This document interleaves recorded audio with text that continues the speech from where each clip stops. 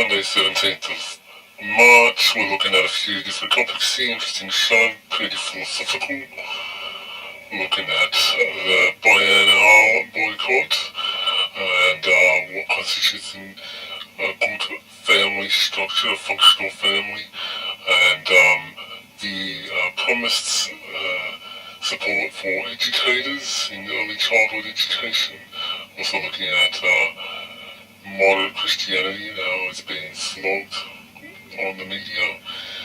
And then we are looking at gender roles.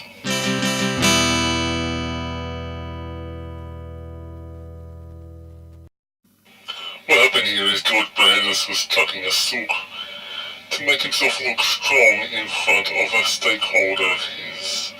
That's right, the company behind the detention centers, the controversial and ethically bankrupt offshore detention centers that I run, were criticized by artists. And so George Brandis took this big sook to make himself look big, when in fact he was powerless. The artists made the point. The artists have more power in this regard. They are more influential in the long run. George Brandis should be sucking up to them, not to his corporate buddies out there doing all the dirty work on his behalf.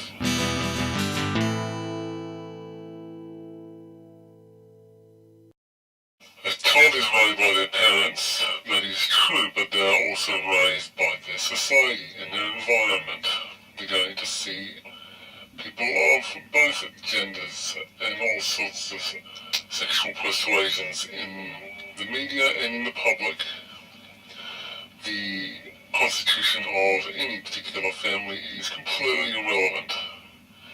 What's more important is the adults that are raising children, regardless of their gender, regardless of their sexuality, regardless of their religion, regardless of anything, is that they lead by example through their behaviour, not their demographics. Children don't give two shits which demographics are raising them, as long as they're being raised by good examples. And that takes love and commitment. Nothing else.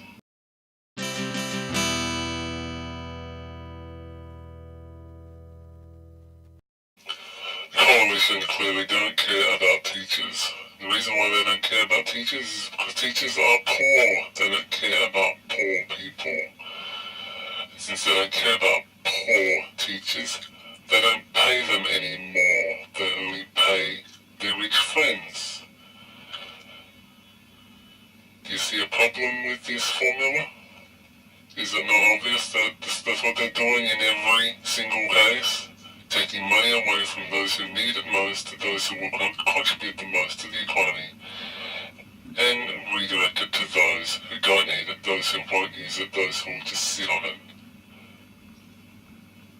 Whenever money stagnates, it's like a clot in the circulatory system of our economy.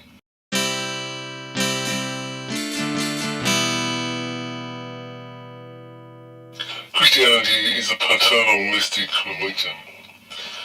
That's where its history lies. It may evolve eventually. It looks like it's swaying a bit. But it is still fundamentally paternalistic. This causes reaction from society, from the first few generations of those starting to question it seriously. It's like a child rebelling against Santa Claus or the Easter Bunny, going, oh, I don't believe it can't be true because it's been made up by these people who I trusted.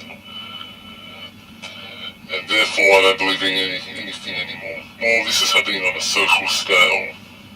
Society grows up on par with the life cycle of an individual. We're still getting into the teenage years as a society. We haven't matured at all. Well, at least a little bit we have. But we're still in that angsty teenage realm when it comes to religion, where it's the black and white, be all and end all. where prior it was definitely yes, now it must be definitely no. This is the current fashion, and I hope that we grow out of it soon, because it's really f***ing annoying. Suddenly atheists have tendency towards proclaiming exclusive right to the truth, or, that's the same as any fundamentalist religion nutter. When in fact, everybody's interpretation is true. No religions actually conflict when you actually consider the context of each individual involved. Beliefs are like that, they don't contradict. The funniest part about this whole debate is that whether you believe or not, or whether you are moderate, or whether you do care or not, the ultimate answer to that question is the single most irrelevant thing in our lives. It makes absolutely no difference if we found out an absolute truth. Our lives will be absolutely no different. We'll live at the same, or go by the same morals, and we'll have maybe new reasons to be pissed at one another, but we'll still be pissed at one another.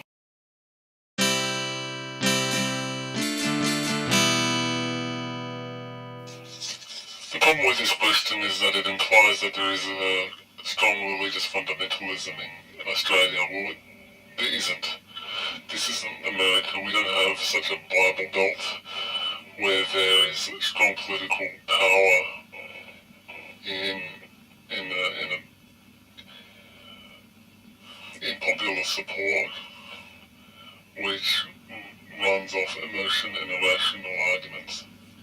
We have some of that, but it's nowhere near the threat of the state of affairs in the States, so I don't think we've got anything to worry about. When have gender roles really ever been very clear cut? We might look at nostalgic media and think that everything was peachy and black and white as it was in those old TV shows, but they never were.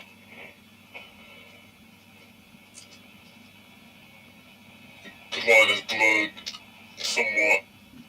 Still, it has evolved, but men have certain strengths, women have other strengths, and each have their weaknesses, and each individual has their own as well. So it fluctuates per person, and these things are only generalities and assumptions that don't really amount to much. So it's not really an issue.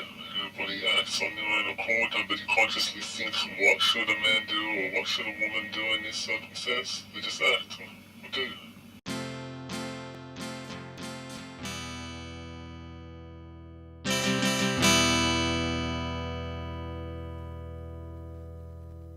Jesus Christ, why did he just do that? Can't f***ing believe he did that.